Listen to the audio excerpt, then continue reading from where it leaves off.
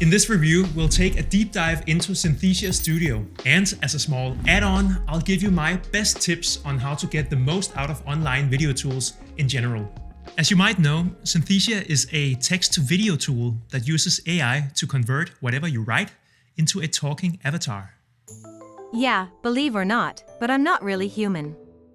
Rued wrote these words, chose a voice, and hit generate video, and here I am. When you log in, you enter what's called the studio, with a simple interface that lets you create your videos. We begin by taking a look at Synthesia's template library. Here you get about 60 pre-made designs. This is a great point of departure if you're not a pro designer. Each template contains 5 to 25 slides that you can insert and customize to your colors, texts, avatar, and of course your own voiceover. I think all of these are very well designed with a lot of inbuilt animations that makes this more of a video than a static slideshow. Speaking of slides, if you already have a PowerPoint presentation that you want to use as your template, you can upload it and layer your avatar on top. Synthesia converts your slideshow into a video background, so you can't really make any changes to any of the elements in your slides, but you can add your avatar on top. So if you already have a lot of ready-made slideshows, this is a great way to turn them into standalone content. The number one factor when customizing templates to your own brand is color. If you don't have a color palette already, go to coolers.co and pick one from the trending palettes. Use the lighter, more neutral colors for large areas like backgrounds, and the more saturated, strong colors for smaller elements like text and shapes. Moving on to what we all think is the coolest part of Synthesia, the avatars. Lots of new ones and a few in beta that are now able to use gestures. Gestures work for Ophelia and me, and both of us are available on all accounts. As of now, these are limited to the face only, so no thumbs up or you got this fingers. Only small nods, frowns, and winks. But this adds to how natural these digital humans appear. I'm not a huge fan of this code-like way these cues appear inside the text. Colors or small icons would maybe be better, but it works, both the gestures, pauses, and pronunciations. My name is Rued.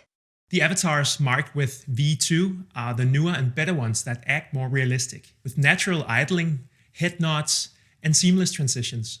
What's even cooler is that you can get your own avatar. I'll have one made of myself real soon, more on that later in the video.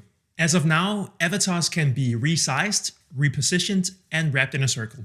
And that's all you need, really. When using new tools, it's easy to get excited about everything you can do with it. But your end result will suffer from a diluted focus if you use too many bells and whistles.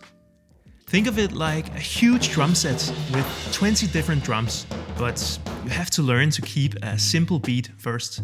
Next feature inside the studio is backgrounds. I like plain, colored backgrounds, and you get a few to choose from. There is no option to choose a custom background color, but the simple hack is to add a big square, choose your custom color, and lock it in place. I guess most users prefer to use images or videos as backgrounds, and this is super easy to do with the integrated stock library. A hidden feature I absolutely love is record screen. I wanted to test how uploading a background worked, and there it was, a full-fledged screen recording app, perfect for workflow walkthroughs or software tutorials. This is our homepage. Pretty sweet design. You can crop out your browser's toolbar and trim away the beginning and ending. A common mistake with screen recording is to skip the editing. A little goes a long way, such as a simple crop. This becomes crucial if your viewer watches on a smaller screen like their phone. Without it, they won't be able to see what's going on. Next up is text. Besides the standard text formatting that you already know from other tools, you can add a little bit of drop shadow to make your text stand out, and you can upload your own fonts to make the whole thing more custom. A new menu that appears when working with text is Animate. So now I can add enter and exit effects, and I love how all the effects are displayed in real time. I'm used to making videos and animations, so I kind of miss a timeline so I can see when stuff happens. I know Synthesia is moving away from traditional video editing software, but I spent quite some time trying to synchronize the animations to the voiceover through trial and error. First things first. Then comes the second. and lastly the third. Be careful when you have text and voiceover at the same time. This is a delicate dance where written and spoken information has to be 100% in sync. Otherwise, it's hard for the human mind to digest. See? A solution that works 9 out of 10 times is simply to delete the text.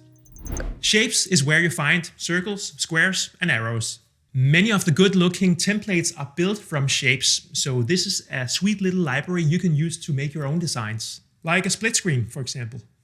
Or you can use shapes as design elements to highlight a specific word or draw attention to a certain area. Keyboard shortcuts are crucial for getting productive, not only in Synthesia, but in most online tools. Good thing is, they're often the same. How you lock dimensions, duplicate, and undo. Learn them all early on. The images menu is full of pictures from my favorite stock library, Unsplash. Unlike the old school, taggy stock images, these are more professional and subtle in their style. You also get a full library of icons, both static and animated. You can change the colors of the icons in the tool, so there's no need to go to another tool like Flat Icon, find the icon, change the colors, download the file, upload the file, and use in your designs. Here it's integrated, very sleek. I used to hate stock images. Now I understand it's about finding the right ones and not leaving them unedited. A simple trick to tone down that stock feel is to change the transparency and place it on top of a colored background. Lastly, we have music. There's nothing wrong with the tracks in here. They're actually quite catchy.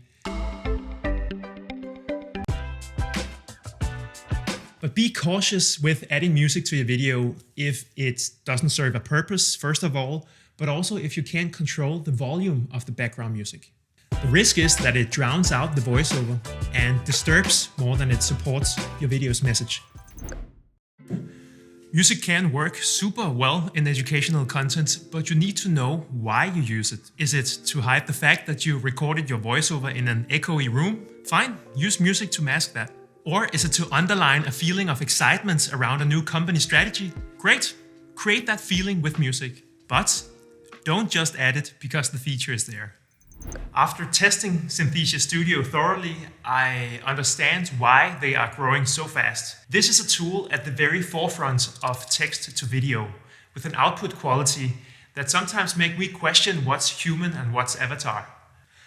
There's room for improvements for sure, but I love the ambition to keep the interface simple so the non-tech savvy and the non-design savvy educators can use it to convert some of all that static training into video instead. One thing I miss is a timeline, but maybe I'm just a little old school in this way. Because I see a very interesting move away from timeline-based video editors. Just look at Descript with their new video feature called Storyboard.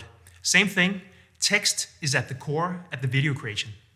I'm very excited to see where this text-to-video trend is headed. And if you want to keep up as well, go try out Synthesia yourself. You can create a free video on the website, and the paid plans start at $30 a month. Direct link in the description. For me, the next thing is to have my own avatar created in Synthesia.